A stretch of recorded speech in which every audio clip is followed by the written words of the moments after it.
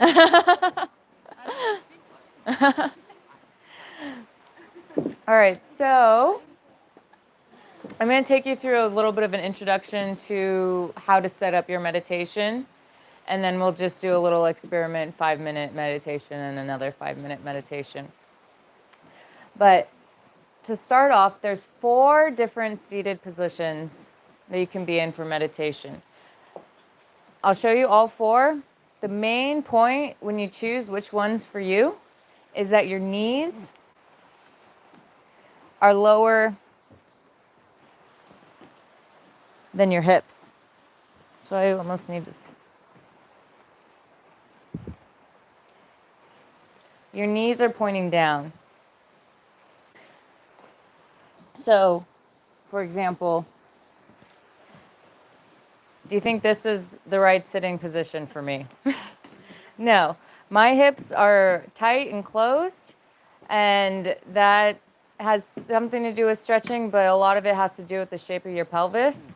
There's 3 different ways your pelvis can be shaped, and part of it, one part, it'll go in, making your hips go up, and then outward, more forward, and then there's the super open hips. And I'm sure we have a lot of those, just different ones in this class. So choose the best position for you.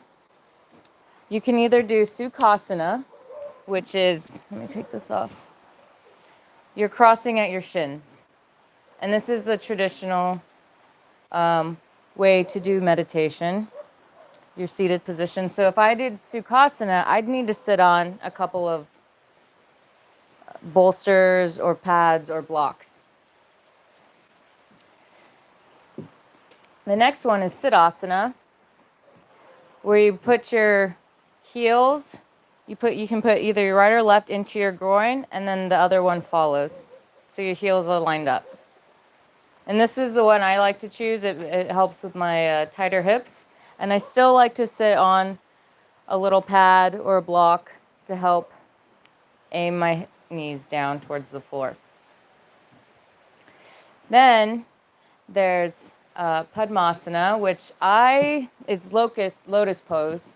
I don't like to practice this one because it's jarring on the knee, and you really have to know how to get into it. So, Nor, do you do lotus pose at all? Because you have to really take your knee up, carefully rotate it through the hip socket. Yep. And place it on top of the crease. And then draw the other one. And that one, if you don't practice that traditionally, I wouldn't necessarily try to get into it because you have to be really careful with your knees here. I've been practicing yoga for ages and I still don't really like to get into that one because I want to keep practicing yoga for a very long time. I don't want to pop my knee. But if you can, and if you want to have that in your practice, it's up to you. The next one, Vajrasana, sitting back, and then your knees typically go down. If you're tighter kind of in the buttocks or your hamstrings or calves, it might feel a little more difficult. And you can roll up a pad, place it underneath, and sit up. So I'll give you 4 options. Do you have one in your mind that you want to do? All right, so let's set up in our position. Grab whatever props you need, pads or blocks.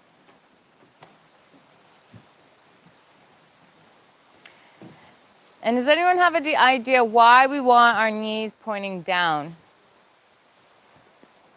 I'll show you. So if I'm sitting here in Sukhasana, crossing at my heels, do I look like my spine is going to be straight? It's going to be more crunched, and do you think I'll be able to hold this for a long time? It's going to cramp. It's cramping up in my hips already. This is not comfortable, and I'm already slouching. So we want to set up meditation to be as comfortable as possible and to have as tall and straight a spine as we can.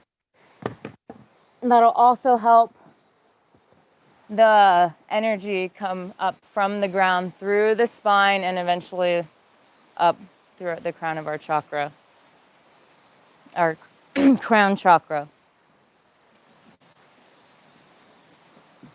All right, so does everybody have their seated position?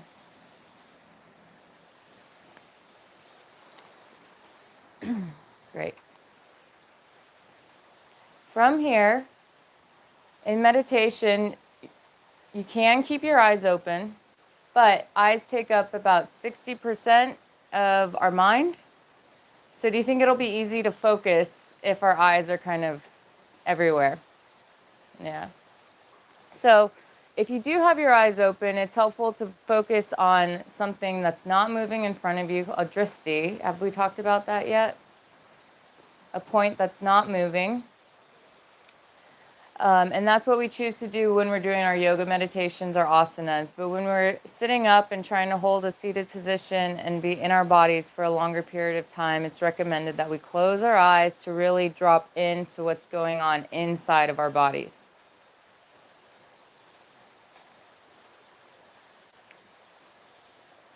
So in this way too, we're going to do a 5-minute test.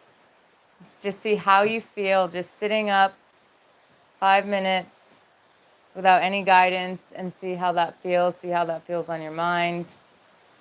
And then we'll go more into focus points and what can be done after that. So find your comfortable seat. Feel your sit bones rooting on either your padding, props, the ground. Feel your thighs releasing down towards the earth. Feel your spine growing out of your sit bones.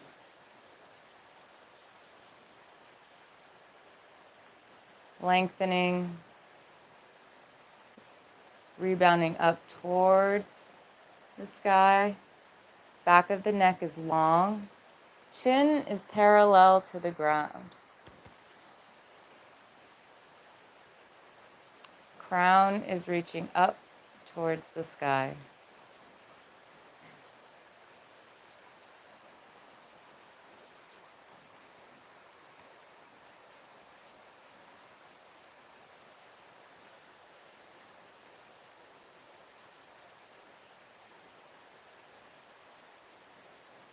And maybe take note of your breath here.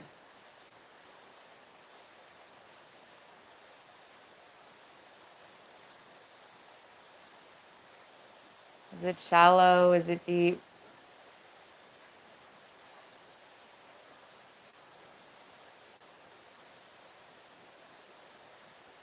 Are your inhales longer than your exhales? Are your exhales longer than your inhales? And without changing anything, just notice it. Just observe.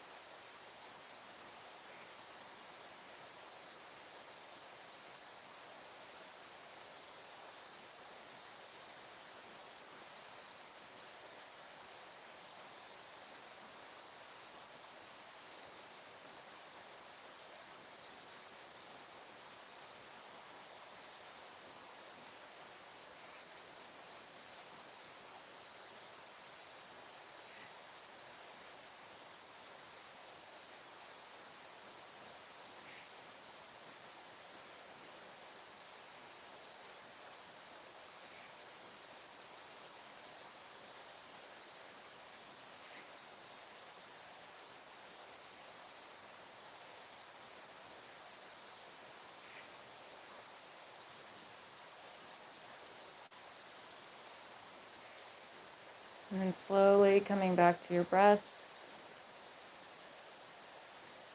Maybe feeling your palms on your knees. Coming back to your sit bones on the ground.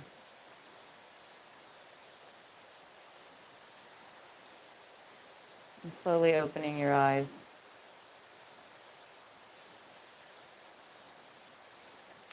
Moving your body if you need to before the next round. How many of you were able to keep full focus on the breath? Or was it kind of a bit scattered? So I gave you guys the breath as a little help. I didn't want to send you off into no man's land. This is your mind, and this is what we're trying to achieve with our thoughts when we meditate. And I feel like most people, when they start before meditating, their mind's like this. Me. Or sometimes when we meditate, maybe we can go like this. I got my breath. Oh, I'm itchy. There's a mosquito. Oh. Okay. And then there's also kind of all just scattered all over the place. So in order to try to get this, what we call a unifocused, we're gonna focus on a drishti. We have our concentration of our breath, but then there's 4 different points in the body that you can focus your attention that might help you keep your unifocused mind. And it's difficult to keep that, especially when you're just starting meditation. And I should say that when you meditate, you should have absolutely no expectations of what might happen. Because even when you, at least this happens to me, even when I'm like, yes, I'm super focused, I got my nadis all aligned, my sushumna, I feel my crown, and then I'm like, yeah, I'm there, and then it goes away. Because then I start expecting, yeah. And when we sit back and we be the observer, does anyone not know what I mean when I say be the observer? Being the observer is watching your thoughts go by. Like, I think I used this as the example in our Yoga Nidra today. You're kind of watching a leaf go by. The leaf in a stream would be your thought. But you're not hopping, you're not getting onto the, I guess, giant leaf in this example. You're just watching it go by. You're not judging, you're just letting it happen. Whatever arises, you let it be. So that's what we're trying to do. Even if we do have a thought, you're just like, okay, cool, but I'm back in my breath and seeing what happens. So the drishtis in our body can either, you have your eyes closed, you can focus your attention, your inner eye, on the tip of your nose. So maybe everyone close your eyes and give it a try. Just draw your eye line down and forward. And you can have it at your heart center. Let's see if you can drop even further down to your heart.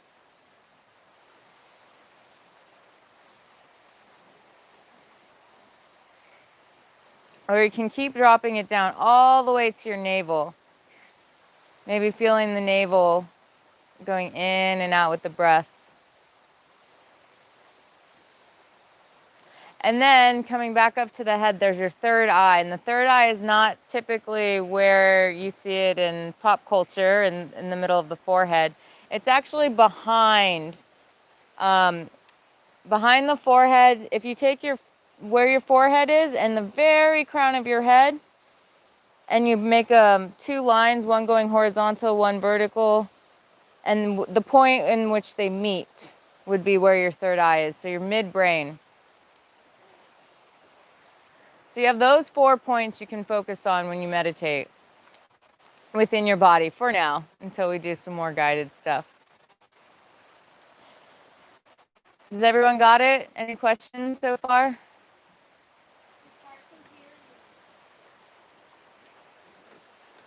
Mic's back. I'm not used to using a mic. Okay, do you have the 4 points? So you have your midbrain. It's perpendicular behind your forehead, the crown of your head, the tip of your nose, your heart center, or your navel. And so you, moving forward into this next 5 minutes, you can choose to focus on one of those points, whichever one resonates with you best. So we'll sit up straight and tall, finding our tallest seat, our thighs towards the ground. Maybe our core slightly engaged, feeling tall within our spine. Neck is long, crown of the head reaching up.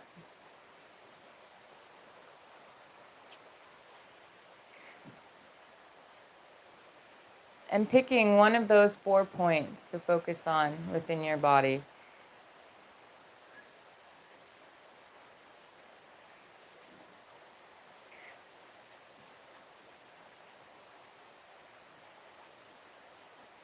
Maybe imagining a light there, expanding on your inhalations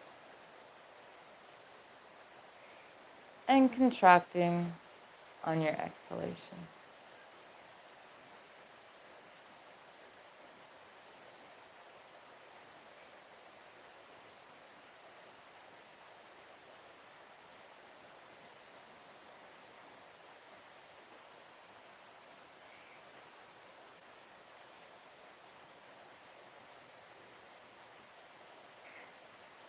Noticing how the breath feels within the body.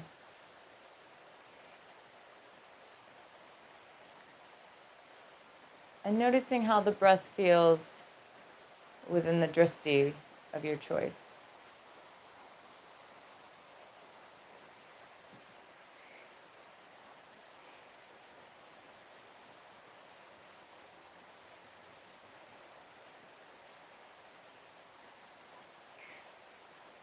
Light expanding on the inhale.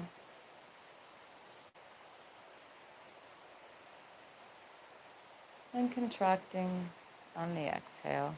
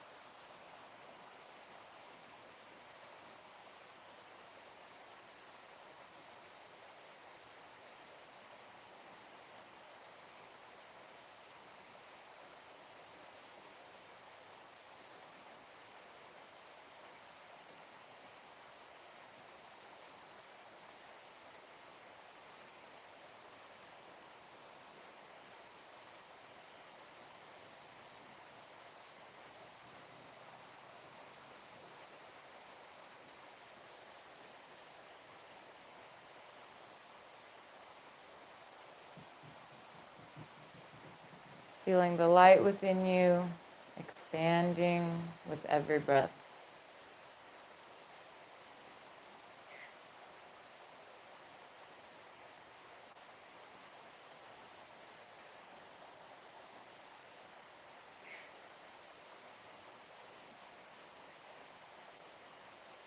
Gently and slowly start deepening your breath.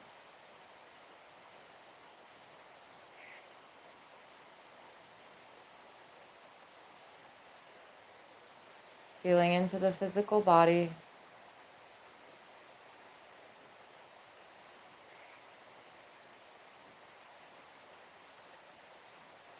Maybe feeling your palms, your hands on your thighs.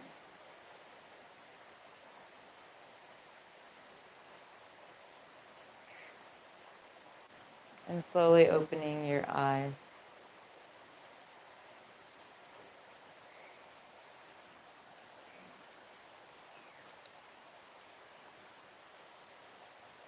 Does anyone feel a difference between focusing on a certain point in your body as well as your breath? Yeah. Does anyone want to share their experience? Anyone? Are you guys hungry and ready to go? All right, let's just bring our hands to Namaste Mudra, Anjali Mudra, my heart center. We'll take a deep breath in. Exhaling here. And inhaling for Om.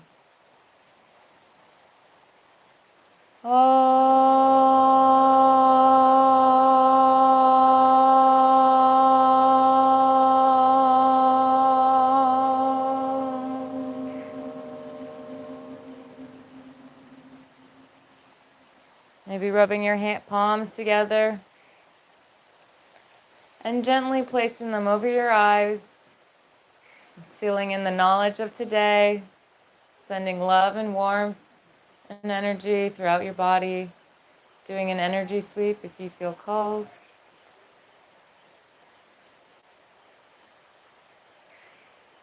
And namaste. Let's go have dinner. I'll sit up here for any questions if you guys have any, or you can find me in the dining hall. Yep.